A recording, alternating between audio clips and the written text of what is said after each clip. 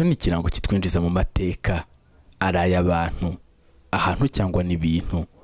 Icyo byose bikomeza guhuriraho n'izimira ry'amakuru ya ngombwa yagatumye tumenya amakuru ya nyayo ku cyabaye mu mateka. Isi iracyitana ba mwana, impande zimwe ziracyatungana intoki mu kuba zarashyizeho urukuta rukomeye rutamenywa na buri wese ngo winjire mu mateka y'ukuri. Aha ngo kuba ari ukugira ngo ubwami runaka mu gihe bwa butakiriho busigare busingizwa na rubanda basoma ibinyoma byanditswe n'abatekinisiye.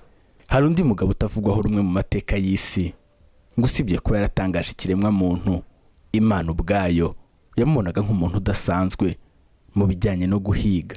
Umugabo watunze umugore waje kuba ikigirwamana, umugabo washatse kwihorera ku Mana kugeza ubwo avuze ko yarema indi si itandukanye n'iy'Imana yaremye. Umugabo wubatse imijyi ikomeye nyuma y'umwuzure wa Nowa. Umugabo bikekwa ko yabavanze atari umwana w'umuntu gusa. Umugabo wambaye ikamba ku mutwe we mbere y'abandi bami bose. Umugabo warategetse iyubakwa ry'umunara wa Babeli, Nimrod.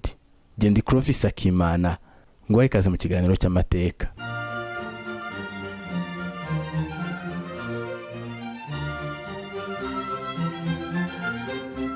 Ni izina rigaragara inshuro zigera kuri 3 muri Bibiliya yera.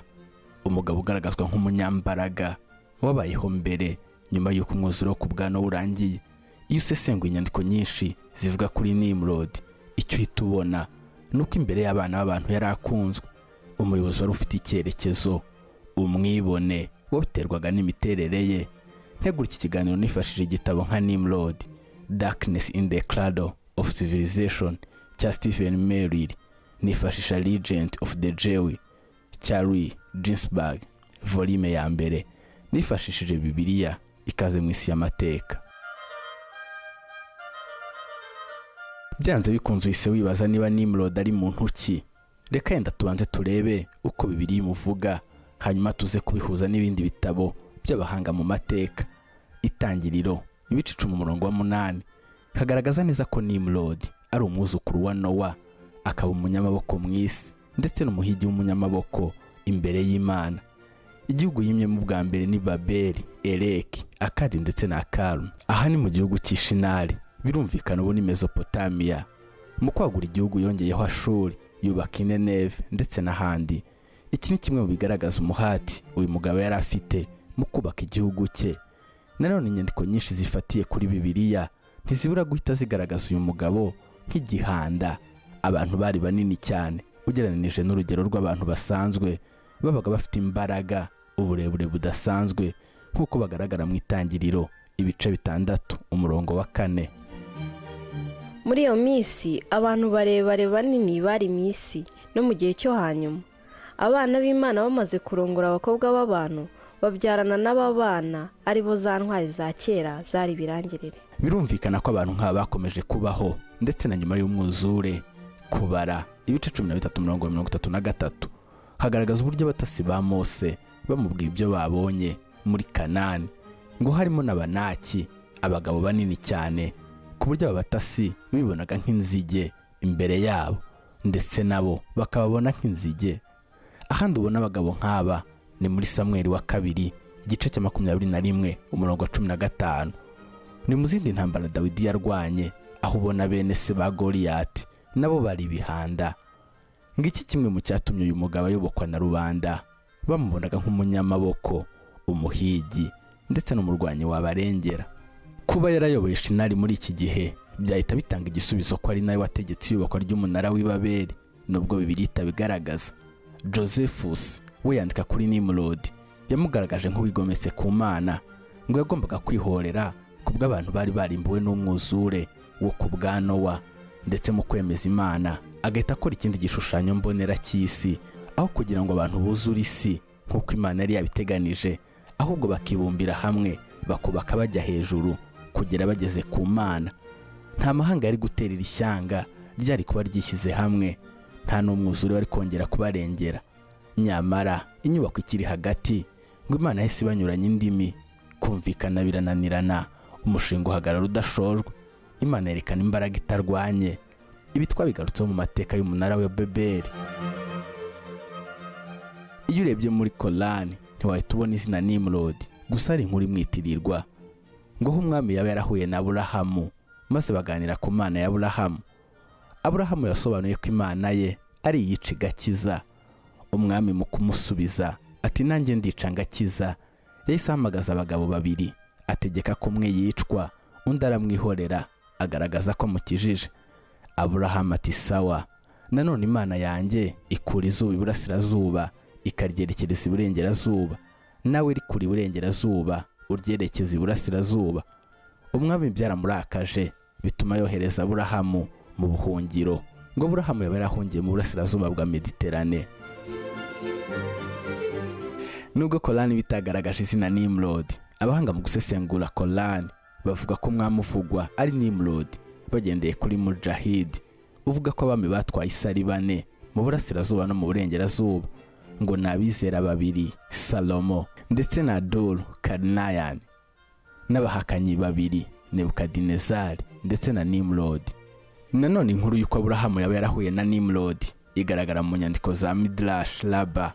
Iyi ni inyandiko yubashywe cyane mu Bayuda, ibigenda isa n'isobanura Bibiliya ibereka ibindi birimo, ariko ngo byaba bitarabonewe umwanya muri Bibiliya.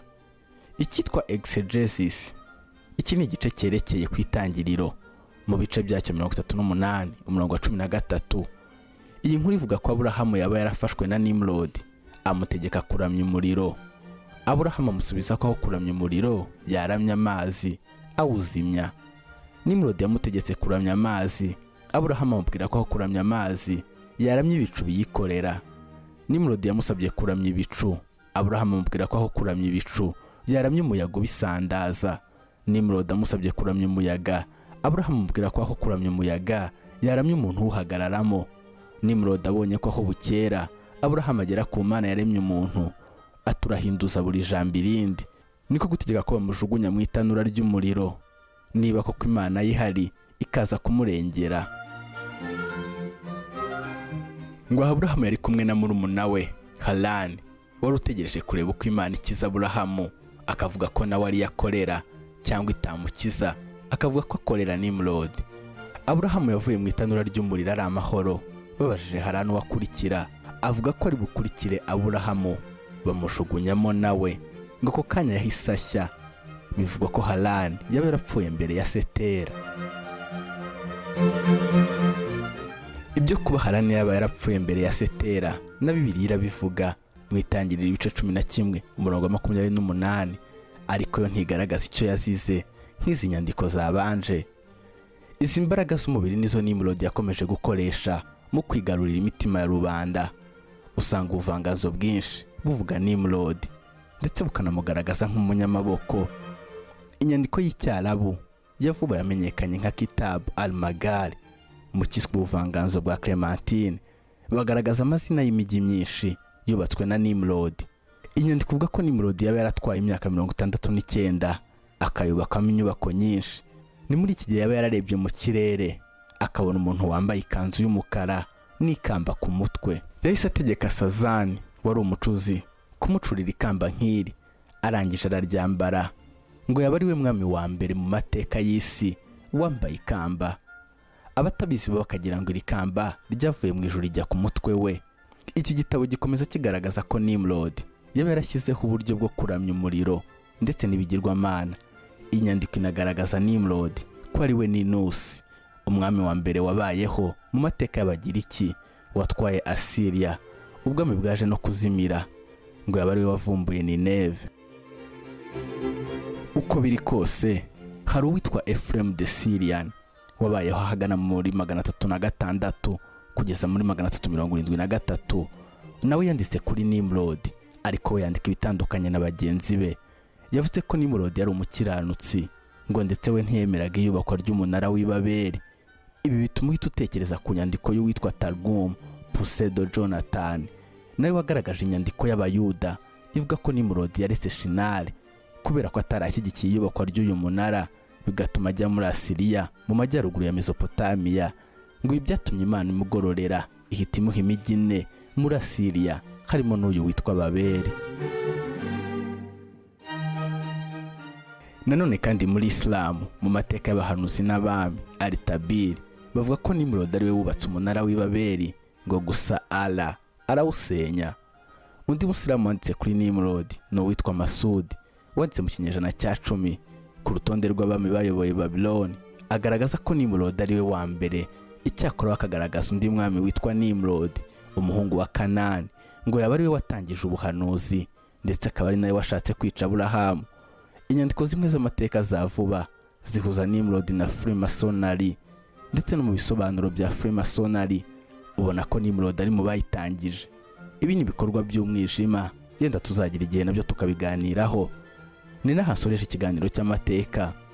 Uramutse ufite igitekerezo, inyunganizi cyangwa ikibazo, nyandikira kuri email yanjye akiclovis@gmail.com cyangwa page ya Facebook Clovis. Naho ubutaha.